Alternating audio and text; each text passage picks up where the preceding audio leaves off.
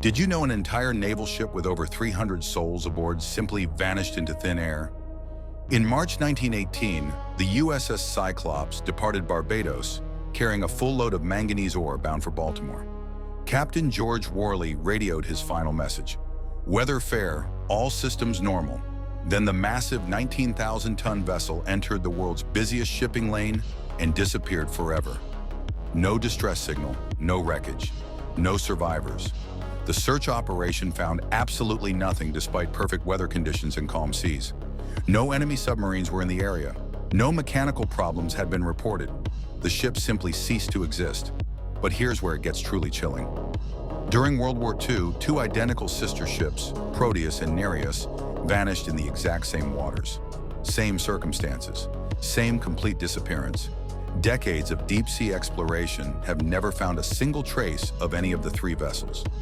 Over 800 people swallowed by the ocean without leaving behind even the smallest clue.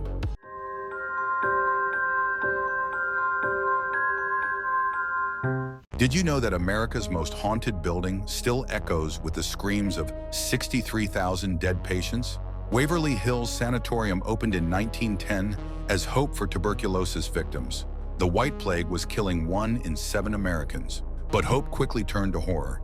Doctors tried desperate experiments. They collapsed patients' lungs on purpose. They removed ribs while people were awake.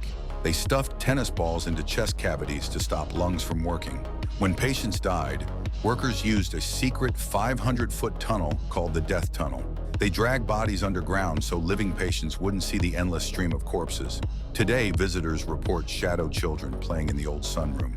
Disembodied voices cry for help in empty hallways. In room 502, a nurse hanged herself after a doctor attacked her and got her pregnant. The limestone walls supposedly trap souls inside forever. Ghost hunters record voices of patients still calling for nurses who died decades ago. 63,000 spirits may still wander these halls, forever seeking the help that never came.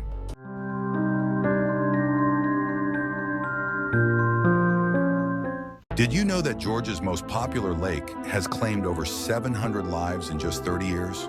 Lake Lanier looks perfect on a sunny day. Families splash in the water, kids build sandcastles, but something dark lurks beneath the surface. Since 1994, people keep dying here. Not just any people, strong swimmers who know the water well. They vanish in calm, shallow areas where nothing should go wrong. Here's the terrifying part. This lake was built on top of entire towns. When they flooded the valley, they left everything behind.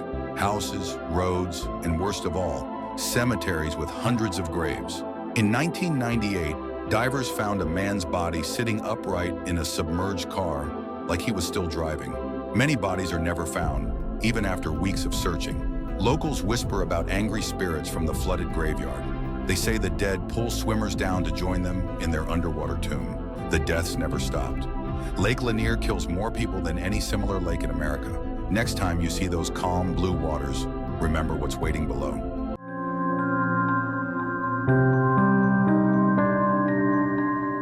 Did you know that a Soviet scientist once created real two-headed dogs that could both eat and drink at the same time? In the 1950s, Vladimir Demikov started as a normal surgeon in Moscow, but he became obsessed with transplanting organs from one body to another.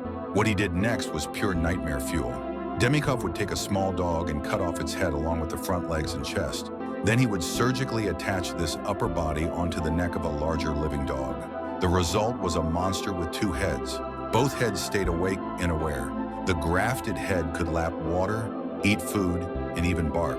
Meanwhile, the original dog would shake its head violently, trying to get rid of its unwanted passenger. These creatures lived for days, sometimes weeks. The grafted head would look around with confused, terrified eyes while attached to a body that wasn't its own. Demikov repeated this horrific experiment 20 times, carefully noting how long each two-headed dog survived. The most disturbing part? His research helped develop the techniques used in the first human heart transplants.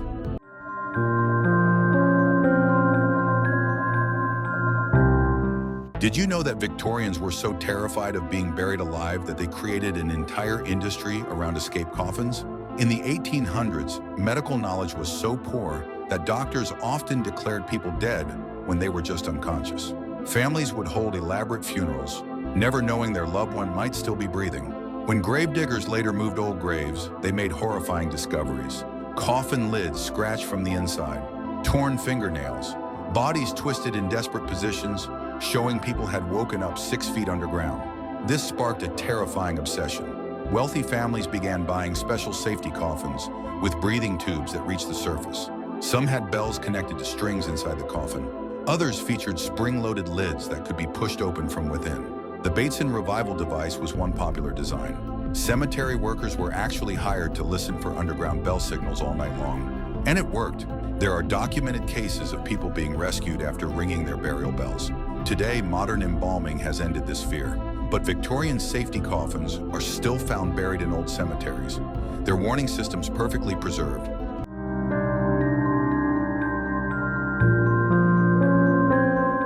Did you know there's a church in Czech Republic where 40,000 dead people decorate the walls?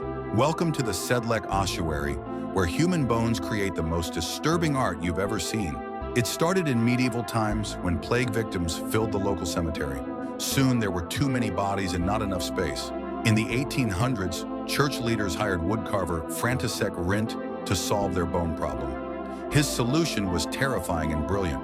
Rint turned human remains into twisted masterpieces. He built chandeliers using every type of bone in the human body. Skull and femur bones became family coat of arms. Human ribs hang like party decorations across the ceiling. The altarpiece tells the darkest story. It's made entirely from children's bones. Visitors can spot bullet holes in skulls from different wars throughout history. Special treatments keep the bones from rotting away. The church works as both a holy place and tourist attraction. The bone collection never stops growing. When local graves get too crowded, workers clear them out and add fresh bones to the displays. Death has never looked so organized.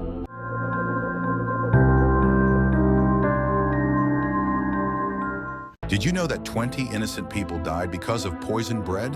In 1692, Salem was a quiet Puritan town. Families prayed together, worked their farms, and lived simple lives. Then everything changed. Young girls started acting strange. They had violent fits, screamed about invisible attackers, and claimed witches were tormenting them. Their bodies twisted in pain. They saw terrifying demons that weren't there. The town panicked. Witch trials began. People pointed fingers at their neighbors. But here's the terrifying truth. It wasn't witches at all.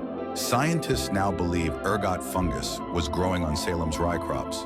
This fungus contains chemicals similar to LSD. It causes hallucinations, muscle spasms, and crawling skin sensations, exactly what the girls described. The evidence is chilling. Most accusations came from Western Salem, where families grew rye.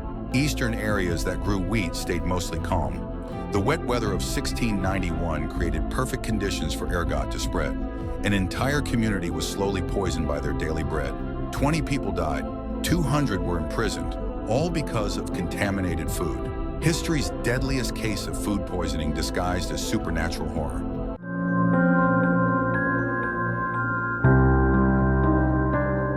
Did you know that Stalin once sent 6,000 people to die on a remote island with absolutely nothing? This is the horrifying true story of Cannibal Island. In 1933, Soviet authorities rounded up thousands of undesirable citizens from Moscow and Leningrad. They loaded them onto trains and boats, then dumped them on Nasino Island in freezing Siberia. No food, no shelter, no supplies, just bare ground and death waiting. Within days, people were eating leather from their shoes, then grass, then bark from trees. But when those ran out, something truly horrific began happening.